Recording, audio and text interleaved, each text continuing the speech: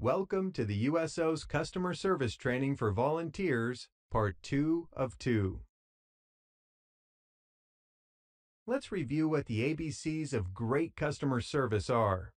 US volunteers should always have an excellent attitude, possess business knowledge, and provide customer-focused service. It's important that during our entire volunteer shift, we continually greet, reach out, engage, act and appear professional, and thank our guests. Now that we know what the ABCs of great customer service are, we need to learn how to put them into action in situations that can occur at our location. Most guests you come in contact with will be wonderful, caring people who are very grateful to you for your service. However, there may be times when you encounter someone who is upset or has a complaint. They may be anxious because they're heading off on deployment and they've left a sick child at home. Or perhaps they're a veteran, but they don't know the USO's mission is to support active duty service members and their immediate families, and they're caught off guard by being turned away. As ambassadors of the USO, it is your job to help the individual have as positive an experience as possible, even if the circumstances are less than favorable. The best thing to do is listen to these individuals as patiently as possible, avoid engaging in an argument, and try using some phrases that will help diffuse their frustrations. Sympathizing with someone who is upset in a sincere tone of voice is often your best strategy. For example, "I'm sorry you had that problem. I apologize for the inconvenience. Thanks for letting me know.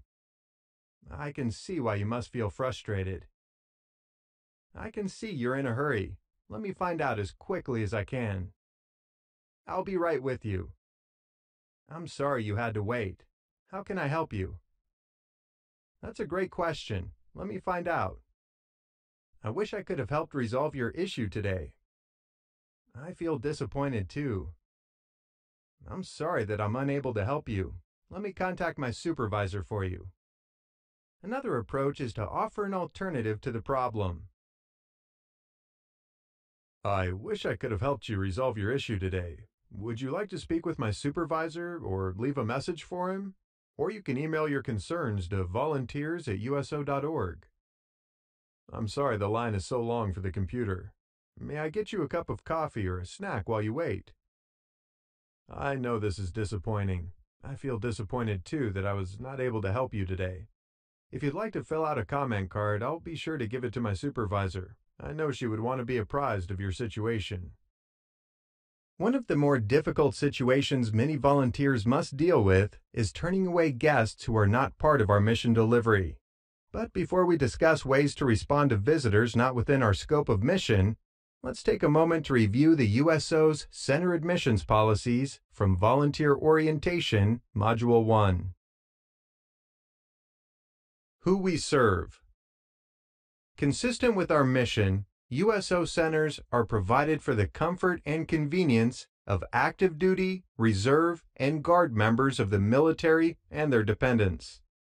This includes Air Force, Army, Coast Guard, Marine Corps, Navy, and National Guard.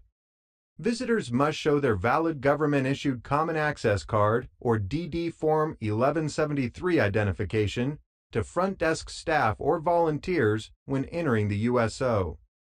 The USO Center Admissions Policies flow from our Congressional Charter, which defines our mission focus as the men and women of the armed forces. The USO prioritizes limited space and resources at our centers to support our primary constituents. However, at the discretion of the center director, military retirees and their dependents also may visit the center on a space-available basis depending on operational requirements. Retirees and their dependents must present a DD Form 2 identification card at the USO front desk. Please consult your center director for further guidance regarding retirees and their dependents. Veterans, Uniform Public Health Service, and other visitors who do not possess a Department of Defense Common Access Card, DD Form 1173, or DD Form 2 are not part of the USO's constituent group and should be directed to other areas of the airport or facility where they can find a lounge area, refreshments, or travel services. If you find yourself in a situation where you have to turn someone away, your calm tone of voice combined with some well-worded phrases may help diffuse the situation. Sometimes no sounds better when it's said with kindness and care. Thank you so much for coming by. You may not be aware that our mission is to serve active duty, reserve, and guard and their family members. We wish we could assist all visitors, including veterans. I'm sure you can understand how important it is for us to be here for our service members and their families who need us now more than ever. Some USOs are able to accommodate retirees and their families. However, this particular center is only able to accept IDs from active duty, reserve, and guard members and their dependents. Your service to our country has been honorable, and I know it's disappointing. Would you like to speak with my supervisor, or I can give you some contact information at our USO corporate office where you can voice your concerns. Thank you for coming to see us, and please accept my apologies. If possible, offer an alternative to a complaint or a problem. Be sure that your center is okay with some of the following alternatives. Our center is reserved only for active duty, reserve, and guard members and their families, but you're welcome to look around for a few minutes.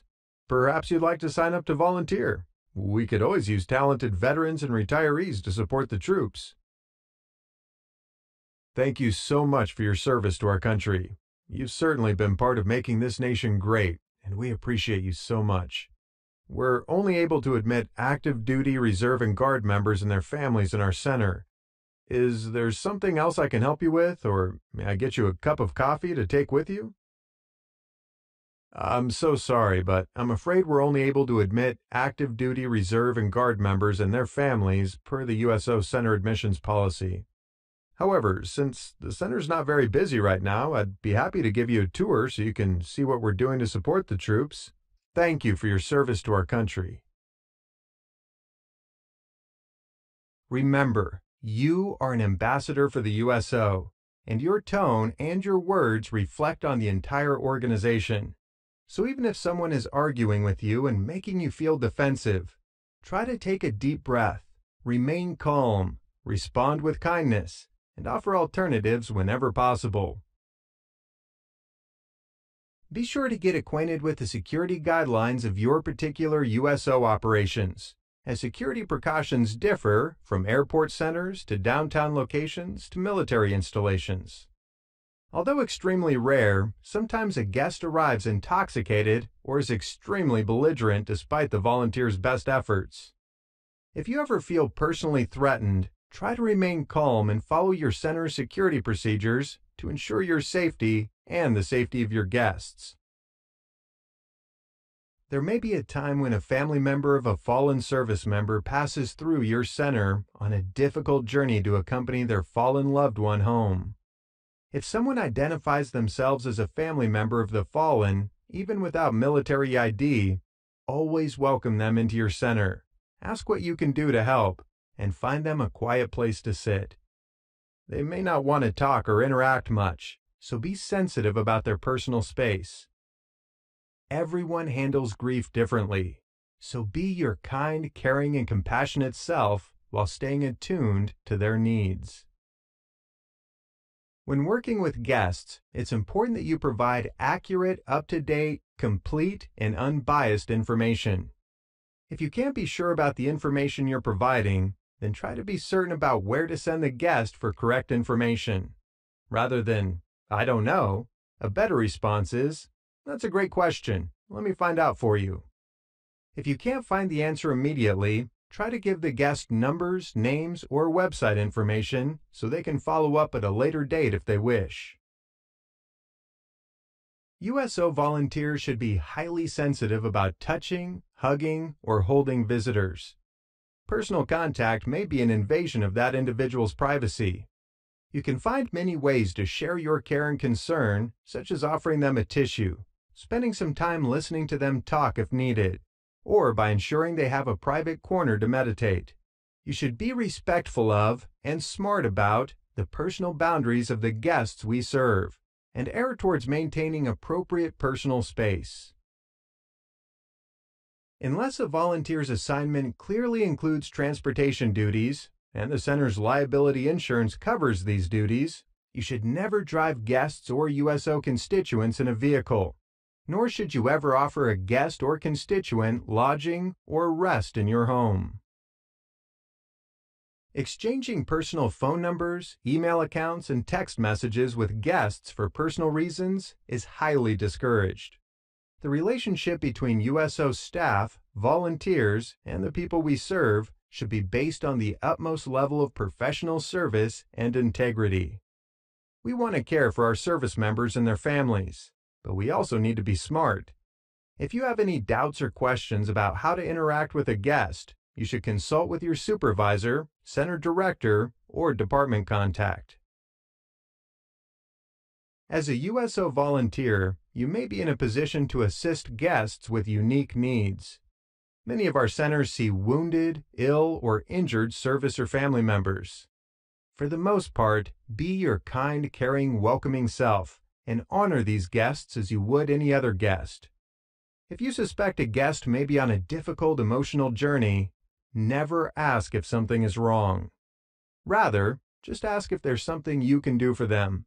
If they don't want to talk, respect their privacy, and let them know that you're there if they need anything. When speaking about a person with a disability, it is crucial to pay attention to the words you are using. Words can create barriers or promote stereotypes that are not respectful to the person with the disability. Therefore, always try to use words that promote dignity and independence. For example, when referring to a person who uses crutches, a wheelchair, or braces, try to use words that emphasize the person's abilities. John Doe walks with crutches, and Susie Smith uses a wheelchair.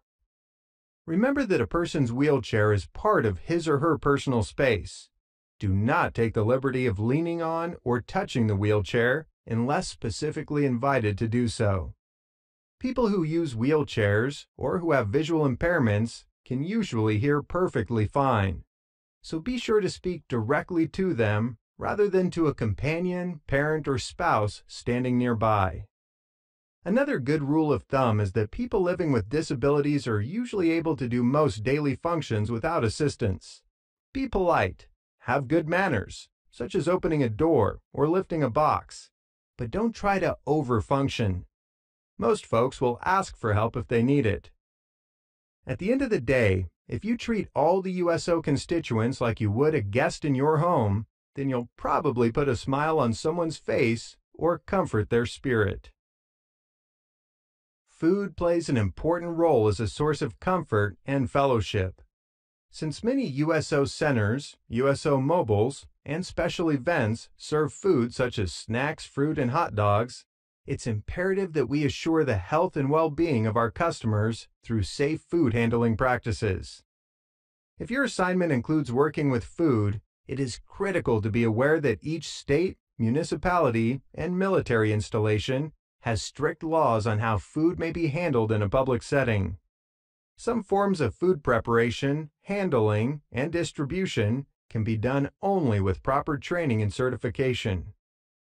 Volunteers are expected to abide by all local, state, and military regulations when preparing, handling, and distributing food to USO customers, which could include wearing hairnets or baseball caps and latex gloves, utilizing serving utensils, and washing hands frequently. The safety and health of our constituents is a top priority. For more information about local, state, and military food handling regulations and practices, consult your supervisor or center director. Congratulations! You've just completed the USO's ABCs of great customer service.